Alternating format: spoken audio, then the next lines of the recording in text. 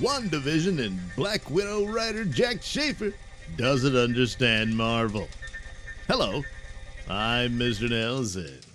All right, here's a little story courtesy of Bounding Into Comics where Jack Schaefer, the writer of WandaVision supposedly, admits to her complete and absolute ignorance of Marvel Comics. She stated, "I'm not a very good comic reader. I have a hard time digesting the storylines, and I never know which cell to look at." Oh, jeez. And I don't know. I'm a disappointment, perhaps, to the fandom in that way.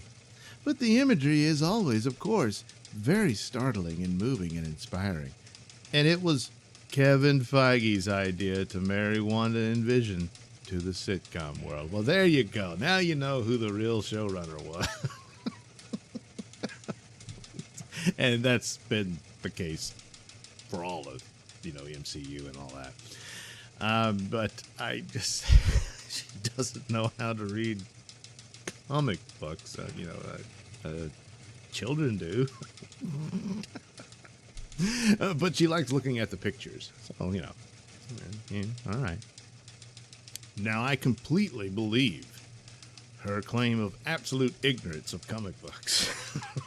Yet, later in the interview, she sort of contradicts this. She says,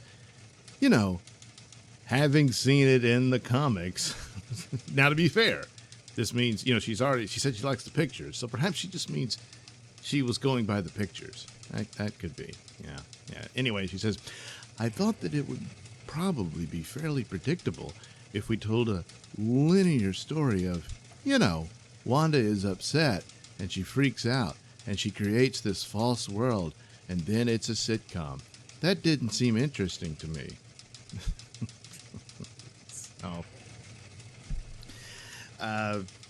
Yeah, she's trying to convince us it was her idea to sort of swap events around so that it starts off with the sitcom and you don't know what's going on.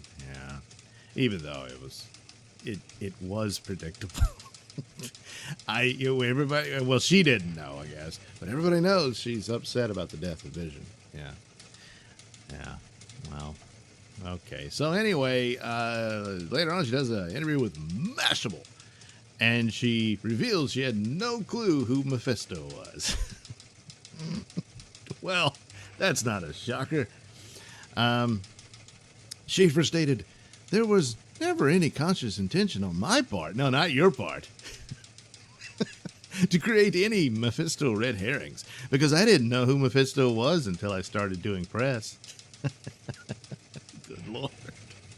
They didn't tell her anything. Oh, boy. Why did we talk about the devil so much? That's a real coincidence. He wasn't ever part of our storytelling conversations.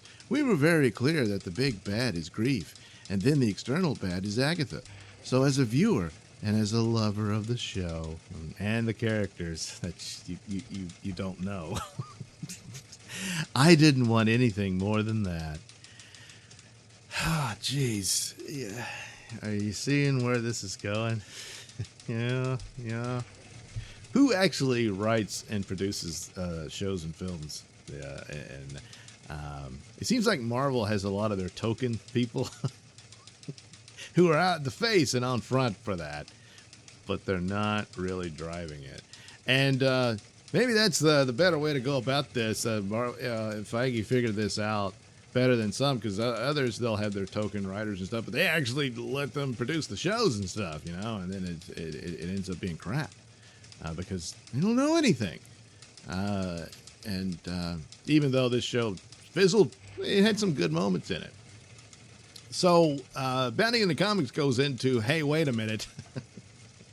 There were some Easter eggs and teasers there, which gives some amount of credence to suspect perhaps Mephisto will be the villain or one of the villains for the Doctor Strange film, with supposedly Scarlet Witch being a villain, but I think they'll join sides in the end. But anyway, so they say, hey, it's hard to believe that it's actually true that there was never any intention to put any teasers or Easter eggs in there alluding to Mephisto, but During the Tea Party scene early on in the series, Emma Caulfield Ford's Dottie Jones says, "The devil's in the details, Bev." Well, okay, that's just one line. Come on, that's not enough. But then Catherine Hans Agnes, who would later be revealed to be Agatha, would then whisper to Wanda saying, "That's not the only place he is." Ha ha ha ha ha ha. And in the same episode, they also referred to a rabbit on the show as Senior Scratchy. Yeah, Scratch is a name that Mephisto has gone by multiple times in the comics. In 2005's official handbook of the Marvel Universe Horror, the entry for Mephisto details that one of his aliases includes Nick Scratch, because those are also old aliases for the devil, and basically, that's who Mephisto is in the Marvel Universe. So, yeah, there's a lot of that in there, and because, you see, Miss Schaefer just wasn't really running the show at all. She was just a face there for, I guess, feminism and whatnot, whatever token they wanted, and that's what she's there for. And she was paid, so... So, as for the many red herrings in the show, Mashimal's Proma Kosala, I hope I'm getting that right, reports Schaefer said many red herrings are unintentional and that some of the real clues were added by set designer visual effects. She politely declined to elaborate on which, because she doesn't know. And they just did it for funsies. Yeah. Well, so a lot of the inspiration for this story included the plot that Mephisto was very central to the plot there, because Wanda's children were created out of portions of his soul, and that he was trying to get them back. And that was the sad thing about it, and why she suffers so greatly in the loss of her children.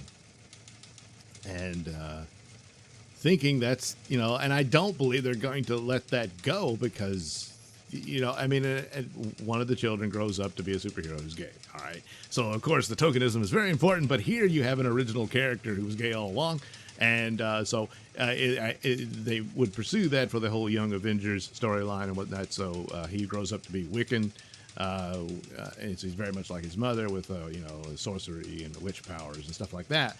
And so that's what that's what the deal is with him. And I think no doubt they'll pursue that. And that would be an actual, instead of, well, I guess what, there's race swapping, there's gender swapping, I guess sexuality swapping, which they did to Iceman.